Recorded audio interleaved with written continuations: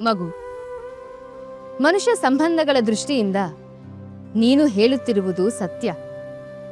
ಆದರೆ ಈ ಭೂಮಿಯ ಮೇಲೆ ಜನಿಸುವವರಲ್ಲಿ 2 ವಿಧವಾದ ಜನ್ಮಗಳಿರುತ್ತವೆ. ಒಂದು ಕರ್ಮ ಜನ್ಮ, ಇನ್ನೊಂದು ಕಾರಣ ಜನ್ಮ. ಕರ್ಮ ಜನ್ಮವೆಂದರೆ ಪೂರ್ವಾರ್ಜಿತ ಕರ್ಮಗಳ ಫಲವಾಗಿ ಜನ್ಮ ತಾಳುವುದು.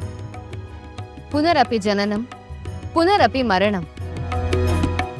ಅವರು ಹುಟ್ಟು ಸಾವುಗಳ ಚಕ್ರದಲ್ಲಿ ಸಿಲುಕಿ ಕರ್ಮಾನುಸಾರ ತಿರುಗುತ್ತಲೇ ಇರುತ್ತಾರೆ. ಸ್ವರ್ಗ, ನರಕ, ಮೋಕ್ಷ ಇವೆಲ್ಲವೂ ಅವರವರ ಕರ್ಮಾನುಸಾರ ನಿರ್ಧಾರವಾಗುತ್ತದೆ. ಆದರೆ ಕಾರಣ ಜನ್ಮಗಳು ಹಾಗಲ್ಲ.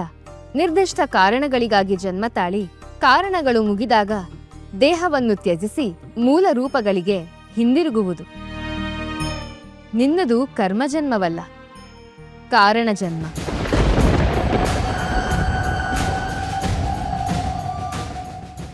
ನೀನು ಜನಿಸಿರುವುದು ಲೋಕೋದ್ಧಾರದ ಕಾರಣಕ್ಕಾಗಿಯೇ ಹೊರತು ಮೋಹದ ಬಲೆಯಲ್ಲಿ ಸಿಲುಕಿ ನಿಂತ ನೀರಾಗುವುದಕ್ಕಲ್ಲ. ನಿನಗೆ ಜನ್ಮ ನೀಡಿದವರು, ಒಡ ಹುಟ್ಟಿದವರು, ಕೈ ಹಿಡಿದವರು, ಒಡನಾಡಿಯಾಗಿ ಇದ್ದವರೆಲ್ಲ ಕಲ್ಲನ್ನು ಸಾಣೆ ಹಿಡಿದು ವಜ್ರವನ್ನಾಗಿಸುವ ಕಾರ್ಮಿಕರಂತೆ. ಅವರವರ ಕೆಲಸ ಅವರವರು ನಿಷ್ಠೆಯಿಂದ ಮಾಡಿದ್ದಾರೆ. ಆ ನಿಷ್ಠೆಗೆ ಸಲ್ಲಬೇಕಾದ ಪ್ರತಿಫಲವು ಪುಣ್ಯದ ರೂಪದಲ್ಲಿ ಅವರ ಜನ್ಮ ಜಾತಕಕ್ಕೆ ಸೇರಿದೆ. ಆ ಬಗ್ಗೆ ನೀನು ಚಿಂತಿಸಬೇಕಾದ ಅಗತ್ಯವಿಲ್ಲ.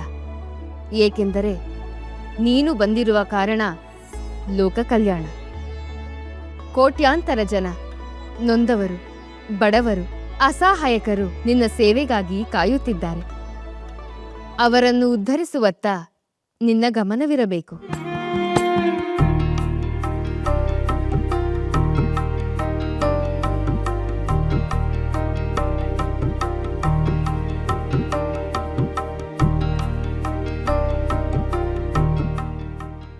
ಧನ್ಯ ತಾಯಿ, ನಾನು ಧನ್ಯ. ನನ್ನ ಜನ್ಮ ಕಾರಣವನ್ನು ತಿಳಿಸಿ ನನ್ನ ಮನಸ್ಸಿನಲ್ಲಿದ್ದ ಅಂಧಕಾರವನ್ನು ತರಿದು ಹಾಕಿದೆ. ನನ್ನ ಕರ್ತವ್ಯವನ್ನು ಜಾಗೃತಗೊಳಿಸಿದ ನಿನಗೆ ನಮೋ ನಮಃ.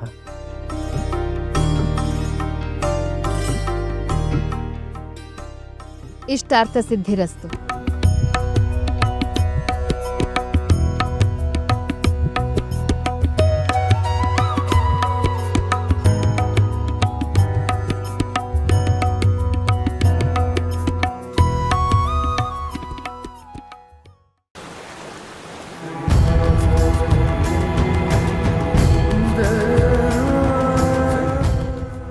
ಏನೇ ಆಗಲಿ ಹೆಣ್ಣಾಗಿ ಮಾತ್ರ ಹುಟ್ಟಬಾರ್ದು ಕಣ್ರಿ. ಮದುವೆ ಆದರೂ ಕಷ್ಟ, ಆಗದೆ ಇದ್ರೂ ಕಷ್ಟ. ಗಂಡ ಇದ್ರೂ ಕಷ್ಟ, ಹೋದ್ರೂ ಕಷ್ಟ. ಇದ್ದು ಇಲ್ದಂತಾದ್ರಂತೂ ನರಕನೇ. ಏನೇ ಆದರೂ ಸರಸ್ವತಿಗಾಗಿದ್ದು ತುಂಬ ಅನ್ಯಾಯ. ಒಂದು ರೀತಿಯಿಂದ ಅನ್ಯಾಯ ಅನಿಸಿದ್ರು ಇನ್ನೊಂದು ದೃಷ್ಟಿಯಲ್ಲಿ ನೋಡಿದಾಗ ಅದು ಪುಣ್ಯನೇ ಅಲ್ವೇ? ಈ ಭಾಗ್ಯ ಯಾರಿಗುಂಟು, ಯಾರಿಗಿಲ್ಲ.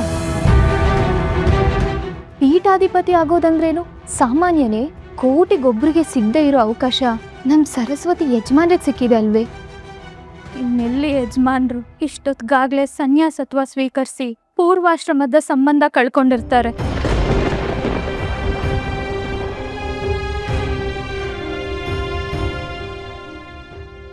ಹತ್ತು ವರ್ಷಗಳ ಗಂಡ ಹೆಂಡತಿ ಸಂಬಂಧ ಒಂದು ದೀಕ್ಷೆಯಿಂದ ಕಳೆದೋಗ್ಬಿಡುತ್ತಾ? ಕಾಯ ವಾಚ ಮನಸ್ಸ ಪರಸ್ಪರ ಬೆರ್ತೋಗಿರೋ ಸಂಬಂಧದ ಬೆಲೆ ಇಷ್ಟೇನಾ? ನನಗೆ ಪಾಪ ಪುಣ್ಯ ಗೊತ್ತಿಲ್ಲ, ಅವ್ರ ಪ್ರೀತಿ ಅಷ್ಟೇ ಗೊತ್ತಿರೋದು. ಅದು ಯಾವಾಗಲೂ ನನ್ನ ಎದೆ ಒಳಗೆ ಶಾಶ್ವತವಾಗಿರುತ್ತೆ. ಅದಿಲ್ಲ ಅಂದಿದ ಕ್ಷಣ ನಾನು ಜೀವಂತವಾಗಿರೋದಿಲ್ಲ. ತಪ್ಪು ತಾಯಿ, ಹಾಗೆಲ್ಲ ಮಾತಾಡಬಾರ್ದು. ತಾವು ಬುದ್ಧಿವಂತರು, ಓದ್ಕೊಂಡಿರೋರು, ಧರ್ಮಶಾಸ್ತ್ರವನ್ನು ತುಂಬ ತಿಳ್ಕೊಂಡಿರೋರು. ಪತಿ ಪತ್ನಿಯಾಗಿದ್ದಾಗ ತಮ್ಮ ಪ್ರೀತಿ ಏನೇ ಇದ್ದರೂ ಸನ್ಯಾಸ ದೀಕ್ಷೆ ಪಡೆದು ಅವರು ಗುರುಪೀಠ ಏರಿದ ಮೇಲೆ ದೈವ ಸಮಾನರು. ಈಗ ಅವ್ರನ್ನ ತಾವು ಪತಿ ಅಂತ ನೆನೆಸ್ಕೊಳ್ಳೋದು ಕೂಡ ಮಹಾಪಾಪ.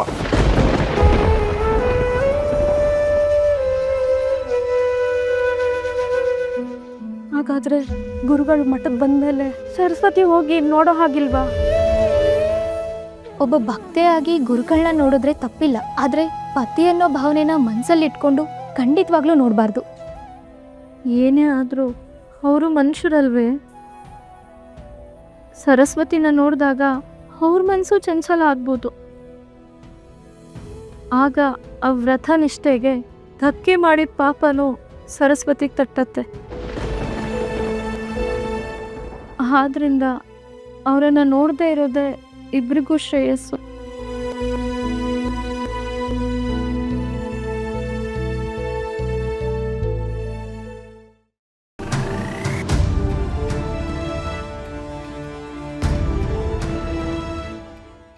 ಸರಸ್ವತಿಯ ಬಗ್ಗೆ ನಮಗೆ ಕನಿಕರವಿದೆ.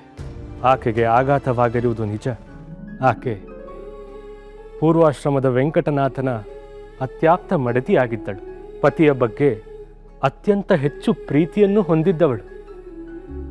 ಆತನ ಕಷ್ಟ ಸುಖಗಳಲ್ಲಿ ಹೆಗಲು ಕೊಟ್ಟವಳು. ಆಕೆಗೆ ನೋವಾಗುವುದು ಅತಿಶಯೋಕ್ತಿಯೇ ಅಲ್ಲ. ಗುರುಗಳೇ, ಕ್ಷಮಿಸಬೇಕು. ನಮಗಾದರೂ ತಿಳಿಸಿದ್ದರೆ ಆಕೆಯನ್ನು ಒಪ್ಪಿಸುವ ಪ್ರಯತ್ನವನ್ನಾದರೂ ಮಾಡುತ್ತಿದ್ದೆವು. ಆಚಾರ್ಯರೇ, ಕೆಲವು ಸಂದರ್ಭಗಳಲ್ಲಿ ಲೋಕದ ಹಿತಕ್ಕಾಗಿ ಕಠಿಣವಾದಂತಹ ನಿಲುವುಗಳನ್ನು ತಾಳಬೇಕಾಗುತ್ತದೆ. ನಮಗೆ ತಿಳಿದ ಮಟ್ಟಿಗೆ ಈ ವಿಚಾರದಲ್ಲಿ ಸರಸ್ವತಿಯನ್ನು ಒಪ್ಪಿಸುವುದು ಸಾಧ್ಯವೇ ಇರಲಿಲ್ಲ. ಹಾಗೆಂದು ಅವರ ಸನ್ಯಾಸ ದೀಕ್ಷೆಯನ್ನು ಬಿಡುವಂತೆಯೂ ಇರಲಿಲ್ಲ. ಮತ್ತೊಂದು ವಿಷಯ, ವೆಂಕಟನಾಥನ ಕನಸಿನಲ್ಲಿ ಸಾಕ್ಷಾತ್ ವಾಗ್ದೇವಿಯೇ ಬಂದು ಅಪ್ಪಣೆ ಮಾಡಿ ಹೋಗಿದ್ದಾಳೆ.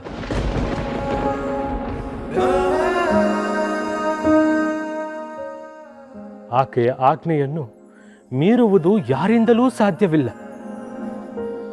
ಇನ್ನು ನಿಮಗೆ ತಿಳಿಯದ ರಹಸ್ಯ ಹೊಂದಿದೆ. ಪೂರ್ವಾಶ್ರಮದ ವೆಂಕಟನಾಥರು ಗೋಪಿಕಾಂಬ ತಿಮ್ಮಣ್ಣ ಭಟ್ಟರ ಉದರದಲ್ಲಿ ಜನಿಸಿರುವುದೇ ಲೋಕ ಕಲ್ಯಾಣಾರ್ಥವಾಗಿ. ಅವರ ಮಗನೆಂಬುದು ಕೇವಲ ನೆಪ ಮಾತ್ರವಾಗಿತ್ತು. ಈ ಸತ್ಯ ತಿಮ್ಮಣ್ಣ ಭಟ್ಟರಿಗೆ ಆಗಲೇ ತಿಳಿದಿತ್ತು. ನಾವೆಲ್ಲರೂ ನೆಪ ಮಾತ್ರ. ಅವನು ಸನ್ಯಾಸಾಶ್ರಮ ಸ್ವೀಕಾರ ಮಾಡಬೇಕೆಂಬುದು ದೈವ ಸಂಕಲ್ಪ.